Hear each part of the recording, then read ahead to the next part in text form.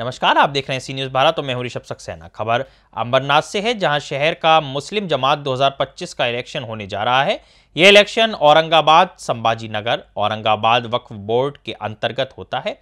वैसे तो वोट देने के लिए फॉर्म भरने की प्रक्रिया पूरी हो चुकी है और अंतिम यादी भी जाहिर हो चुकी है। अब फॉर्म पीछे लेने की तारीख भी खत्म हो चुकी है। अब सिर्फ 19 जनवरी को सुबह 8 बजे 6 बजे तक वोट करने की प्रक्रिया शुरू होने वाली है।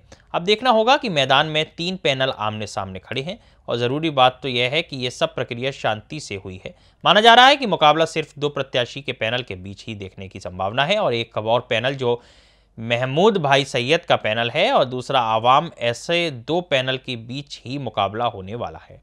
खिदमत पैनल को देखते हुए आम आवाम का कहना है कि लगभग खिदमत महमूद भाई सैयद और उनके पैनल की जीत तय बताई जा रही है। खैर, मुस्लिम जमात का चुनाव है, जीत किसी को भी मिले, लेकिन आपसी भाईचारा खराब नहीं होना चाहिए और एक प्यार भरा संदेश जनता को जाना चाहिए। इसी प्रयास के लिए वक्फ बोर्ड के आला अधिकारी ऑफिसर और जोन 4 के डीसीपी और पुलिस उप सह आयुक्त ने वक्फ बोर्ड के कायदे कानून को फॉलो करके उसका पालन करने की अपील की।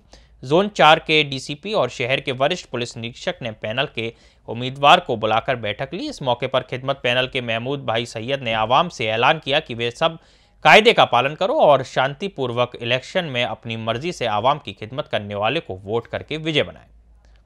चेंजेस करू शकतात, तुम्हाला दुसरा पर्याय न्यायालय एवढाच आहे। तर आपसात भांडण करून वादविवाद करून एकमेकाचे मन दुखून काही साध्य होणार नाही।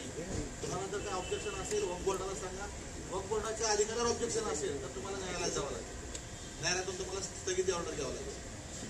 विनाकारण आपसात वाद करू नका। तर आता यानंतर आपले या इलेक्शन प्रक्रिया पार पडणार आहे 19 आणि 20 तारखेला। शेवटचे 3 दिवस तुमचे प्रचाराचे आहेत, यामध्ये कसल्याही प्रकारचा वाद होता कामा नये। विनाकारण वाद होऊन पोलिसांना कुठल्याही प्रकारची कारवाई करण्यामध्ये पोलिसांनाही इंटरेस्ट नाही, परंतु सामाजिक शांतता व सुव्यवस्था ठेवायची जबाबदारी आमची आहे, ती आम्ही पार पाडणारच आहे। मग तुम्ही कुठल्याही प्रकारे वाद करू नका, कुठल्याही प्रकारच्या तक्रारी पोलिसांपर्यंत येऊ देऊ नका। याबद्दल आता आपल्या 2 शब्दामध्ये आपले डीसीपी सर आहेत, एसीपी सर आहेत, तुम्हाला गायडन्स करणार आहेत। त्यानंतर तुमच्या समस्या काय असतील तुम्ही वैयक्तिक आम्हाला भेटू शकता, वक्फ बोर्डाच्या अधिकाऱ्यांना भेटू शकता। वैयक्तिक 24 तास आपलं पोलीस स्टेशन आपल्यासाठी आपलं स्वागतार्थ आहे। मी एसीपी सरांना 2 शब्दात गायडन्स करण्याचं हे करतो। ठीक आहे, डीसीपी सर आपल्याला गायडन्स करतो। मला वाटते बऱ्यापैकी चर्चा झालेली आहे। अंबरनाथ शहरातले जे जमलेले तमाम शांतताप्रिय नागरिक जे आहेत त्यांना मी सांगू इच्छितो, जे हिस्ट्री आहे किंवा जे घटना आहे त्या घटनेनुसारच हे इलेक्शन होते। त्यामध्ये माझ्या किंवा तुमच्या मनाने जे इलेक्शन व्हायला पाहिजे किंवा काय ते तसं नाहीये। जी वक्फ बोर्डाची घटना आहे त्याप्रमाणे इलेक्शन होतंय आणि त्याप्रमाणेच आपण स्ट्रिक्टली इम्प्लिमेंट करणार आहोत। त्यामुळे आपसात कुठलाही वाद करत न बसता पांढरे साहेब जसं म्हटले की पोलिसांना इन्व्हॉल्व करू नका। एकच समाज आहे आणि एकाच समाजाचं एक पवित्र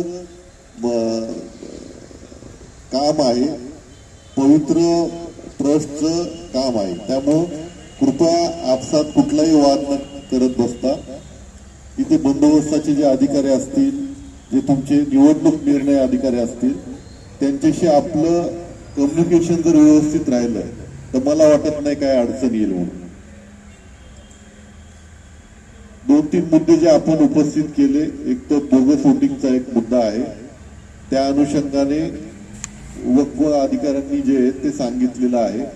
तुमचे पण लोक असू द्या, आपण पटकन ते चेकिंग करून घेऊ। ज्यांची नावं डबल झालेली आहेत ती डबल नावं कमी करण्यासाठी पण मी त्यांना विनंती करेन, कारण अडचणीचा मुद्दा तोच आहे, तर आपल्याला त्याकडे जास्त लक्ष द्यावं लागेल। दुसरं, सायलेन्स पिरियड किती वाजता सुरू होईल ज्यात प्रचार करता येणार नाही? 18 तारखेला 5 वाजता आपला प्रचार जो आहे तो थांबणार आहे आणि 19ला वोटिंग आणि 20ला काउंटिंग असं आहे। तर यामध्ये आणखी चांगलं काय केलेलं आहे की आपले जे काय पेट्या असतील मतपेट्या जिथं ठेवून त्याचं लिंक जे आहे ते आपल्याला देण्यात येणार आहे. शिवाय तिथे मी विनंती करेन की तिथे तुम्ही टीव्ही जर लावला आणि त्याचं जे फीड आहे ते बाहेर दिलं तर बाहेरच्या बंदोबस्तातले अधिकारी, तुमचे अधिकारी या सगळ्यांना ते सोयीस्कर होईल.